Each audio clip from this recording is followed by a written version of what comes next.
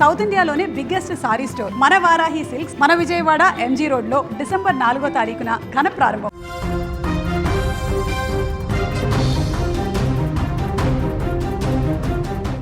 నైరుతి బంగాళాఖాతంలో శ్రీలంక తీరంలో ఏర్పడిన దిత్వా తుపాను ఉత్తర వాయువ్య దిశగా వేగంగా కదులుతోంది. ప్రస్తుతం ట్రికోమలీకి వాయువ్యంగా 80 కిలోమీటర్లు, పుదుచ్చేరికి దక్షిణ ఆగ్నేయంగా 330 కిలోమీటర్లు, చెన్నైకి దక్షిణంగా 430 కిలోమీటర్ల దూరంలో కేంద్రీకృతమై ఉంది. తుపాను ప్రభావంతో రాగల 24 గంటల్లో దక్షిణ కోస్తాలో, నెల్లూరు, రాయలసీమలోని చిత్తూరు, కడప జిల్లాల్లో కూడా ఆకస్మిక వరదలొచ్చే అవకాశం ఉన్నట్టుగా తెలుస్తోంది. ఈరోజు మధ్యాహ్నం నుంచి కోస్తాంధ్ర తీరం వెంబడి గంటకి 50 కిలోమీటర్ల వేగంతో గాలులు వీచే అవకాశం ఉంది. ఇప్పటికే దిత్వా తుపాను శ్రీలంకలో బీభత్సం సృష్టించింది. దీని ప్రభావంతో అక్కడ అత్యంత భారీ వర్షాలు కురిశాయి.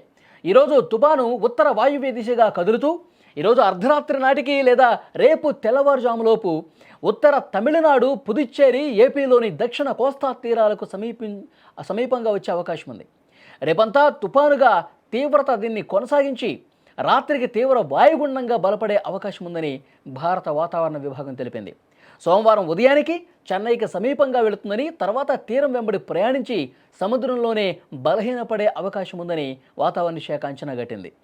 ఈ తుపాను ప్రభావంతో రాబోయే 3 రోజుల్లో ఏపీలోని దక్షిణ కోస్తా, రాయలసీమలోని కొన్ని ప్రాంతాల్లో విస్తారంగా వర్షాలు కురిసే అవకాశం ఉందని అమరావతి వాతావరణ కేంద్రం పేర్కొంది. ఆదివారం శ్రీ పొట్టి శ్రీరాములు నెల్లూరు జిల్లా, చిత్తూరు, తిరుపతి, అన్నమయ్య జిల్లాలకు రెడ్ అలర్ట్ జారీ చేసింది. అదేవిధంగా తుపాను ప్రభావం చూపే అవకాశం ఉన్న ప్రకాశం, నెల్లూరు, శ్రీ సత్యసాయి, వైఎస్ఆర్ కడప, అన్నమయ్య, చిత్తూరు, తిరుపతి జిల్లాల యంత్రాంగాలను అప్రమత్తం చేసినట్లు విపత్తుల నిర్వహణ సంస్థ తెలిపింది. సహాయక చర్యల కోసం ఎన్డీఆర్ఎఫ్, ఎస్డీఆర్ఎఫ్ బృందాలను సిద్ధంగా ఉంచామని ఈ సందర్భంగా వెల్లడించింది. ఇక ఈ దిత్వా తుపాను నైరుతి బంగాళాఖాతం ఆనుకుని తమిళనాడు, పుదుచ్చేరి, దక్షిణ కోస్తా తీరాలకు చేరే అవకాశం ఉండటంతో ఏపీలోని అన్ని ఓడరేవుల్లో కూడా 2వ నంబరు ప్రమాద హెచ్చరిక జారీ చేశారు. మత్స్యకారులు ఎవరూ వేటకు వెళ్లొద్దని హెచ్చరిక పంపారు. ఈ నెల 30వ తేదీన ప్రకాశం, నెల్లూరు, కడప, అన్నమయ్య, తిరుపతి, చిత్తూరు జిల్లాల్లో అత్యంత భారీ వర్షాలు నమోదయ్యే అవకాశం ఉందని రెడ్ అలర్ట్ కూడా జారీ చేశారు. ఇక అంతేకాకుండా ఆయా జిల్లాల్లో 20 సెంటీమీటర్లకు పైగా వర్షపాతం నమోదయ్యే అవకాశం ఉందని విపత్తుల నిర్వహణ సంస్థ అధికారులు తెలిపారు. కాబట్టి మత్స్యకారులు చాలా జాగ్రత్తగా ఉండాలి, ముఖ్యంగా లోతట్టు ప్రాంతాల ప్రజలు కూడా అప్రమత్తంగా ఉండాలని చెప్పి అధికారులు ఆదేశాలు జారీ చేశారు. రైతులు జాగ్రత్తలు తీసుకోవాలి, ప్రజలు మరింత జాగ్రత్తగా ఉండాలి. లోతట్టు ప్రాంతాల దగ్గర వాగులు, వంకలు పొంగి ప్రవహించి లోతట్టు ప్రాంతాలు పూర్తిగా జల దిగ్బంధంలో చిక్కుకునే అవకాశం ఉండే ప్రమాదం ఉంది. కాబట్టి ఆయా ప్రాంతాలు మరింత జాగ్రత్తగా, అప్రమత్తంగా ఉండాల్సినటువంటి అవసరాన్ని అధికారులు గుర్తించినటువంటి పరిస్థితి ఉంది. సో ఇప్పుడు ఈ తుపాను ఎంత తీవ్రంగా దూసుకొచ్చే పరిస్థితి ఉందనేది కూడా రేపు ఒక క్లారిటీ వచ్చే అవకాశం కనిపిస్తుంది.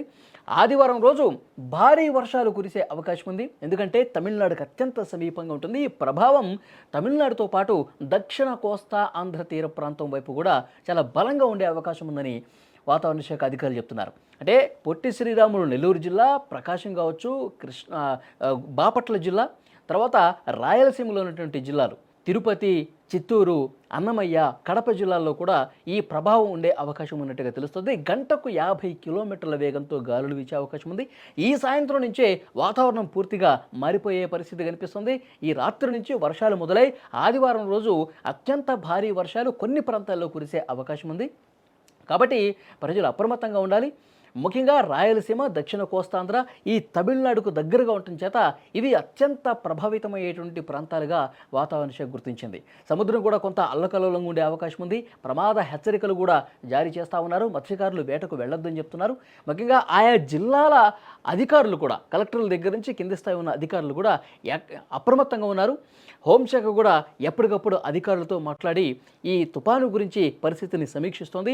అవసరమైతే, ఎందుకంటే వరదలు ఒకవేళ ఆకస్మికంగా వస్తే గనక, అత్యంత భారీ వర్షాలు కురిసి లోతట్టు ప్రాంతాల వైపు వాటర్ ఫ్లోటింగ్ ఎక్కువగా ఉంటే గనక అక్కడ వేగంగా చర్యలు తీసుకునేందుకు అధికారులు కూడా పూర్తి అప్రమత్తం అయినటువంటి పరిస్థితి కనిపిస్తోంది. ఈరోజు సాయంత్రం నుంచి దీని ప్రభావం చాలా స్పష్టంగా కనిపిస్తోంది.